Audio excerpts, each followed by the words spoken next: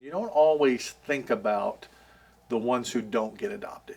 You hear the stories of the ones who do, the success stories, the movies that are made, and but hardly ever do we hear about the ones that go through the system and don't ever find a forever home. What is Phased In? It's a transitional living facility for emancipated foster youth. That's the technical terms. They have nowhere to go. And the reality is for these kids that most of them have been in 10 or 15 different homes. These kids, a lot of times they come to us at 18, they haven't finished high school, they've never been behind the wheel of a car, never been taught how to drive, they don't know how to cook, they don't know how to bathe daily. So they lack all those basic skills. Separating laundry. I love these guys just as well as my own kids. That's love and that's family. In Jesus' name I pray, amen. Amen. Amen.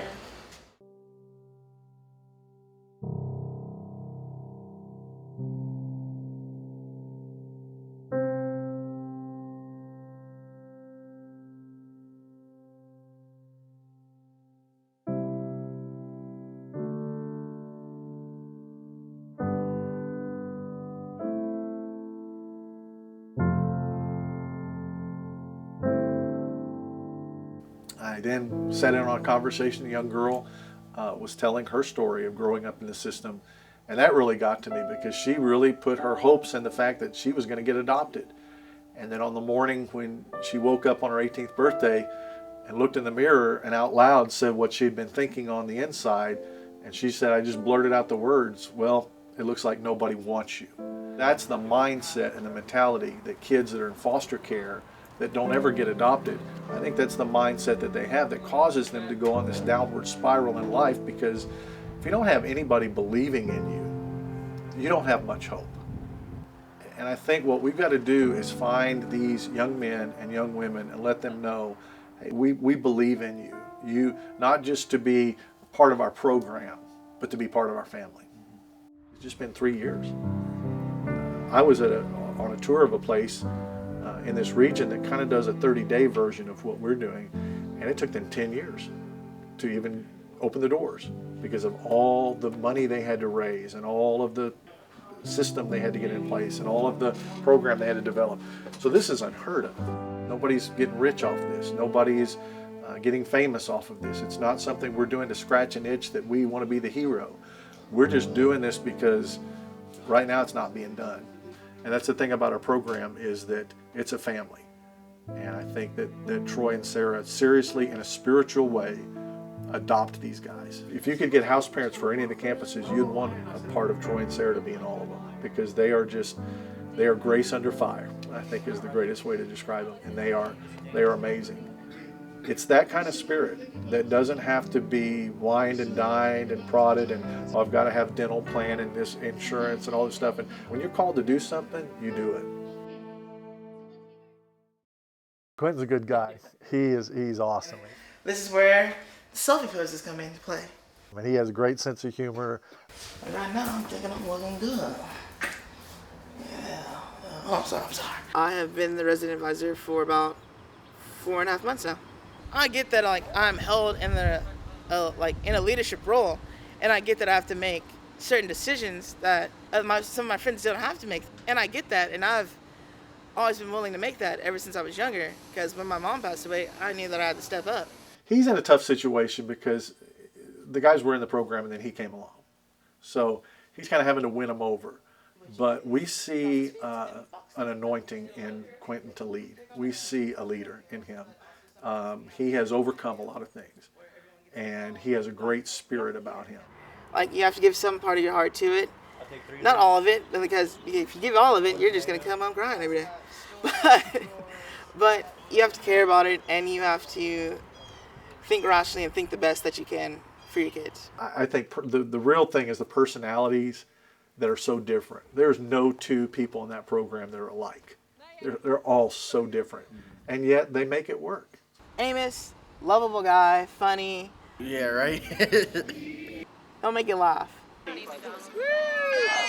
Well, I was taken from my mom at 4 at Knox City, and then I moved pretty much all over Texas. When I was 12, I separated from my brothers, I realized if I would have stayed with my mom, I probably would have been really ill or dead. I'm sorry to say that, but that shit, it would happen. Because everything, the living style was just horrible. There was glass everywhere. I would have been really hurt too. Glass was everywhere, cockroaches everywhere, trash everywhere. It's just broken couches. It was horrible.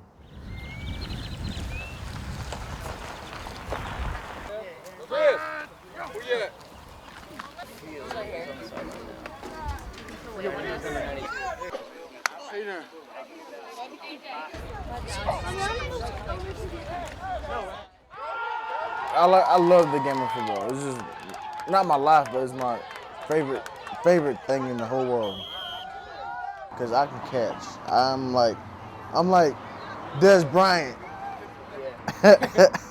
Since I was a little kid, my dad used to watch football. But ever since then, I always wanted to play NFL. But I know that's gonna be kind of hard. So my next highest level is college. I want to try to achieve, and then, if possible, the NFL. Well, when I hear phased in, it's just, to me, it sounds like people who really care. Unlike other people, they're in there for money. It seems like they really care about the kids and don't want us to fail in life. They want us to succeed more than anything. And they want to help. They want to be there and help us with this. Marcus is a lovable guy. He's willing to help anybody. He's a hard worker through and through. Like, if you tell him, he'll do it most of the time, on the dot. I've been in foster care for since I was 5 years old. They called CPS and took us and my sister, my brothers, and me. I'm the only one that didn't get adopted. And they put us in 3 different foster homes, separated us until we were 18, and we finally connected back when we were 18 years old. I've been to Dallas, Fort Worth, Houston, San Antonio, Lubbock, a lot of homes. I'll say about 20, 25. I was in a rehab facility, and I heard about this place, and so I gave it a shot. It gives you the support you need and helps you better yourself in life. They're like my brothers, you know, we go places together, hang out, do things, chill, play games, and have a good old time. This is my brother. This is one of my brothers. That's my other one.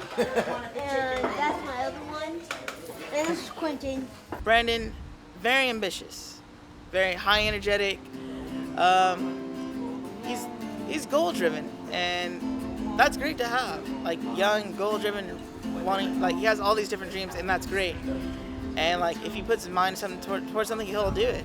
He'll do it exceptionally well.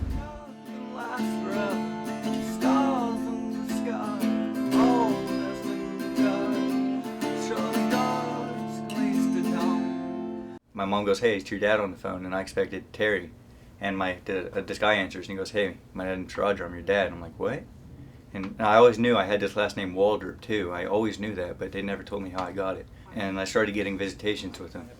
And the more and more saw him, the more hate I grew toward my mom for not telling me about him. But they tried, I guess, and it really wasn't her fault. And I later came to see, but I moved in that summer with my dad, and we went to Corpus. As soon as we got there, it changed. He became pretty angry and abusive and always yelling and not very interested in me. We moved here, and the actual foster care thing came around when I was on my 15th birthday.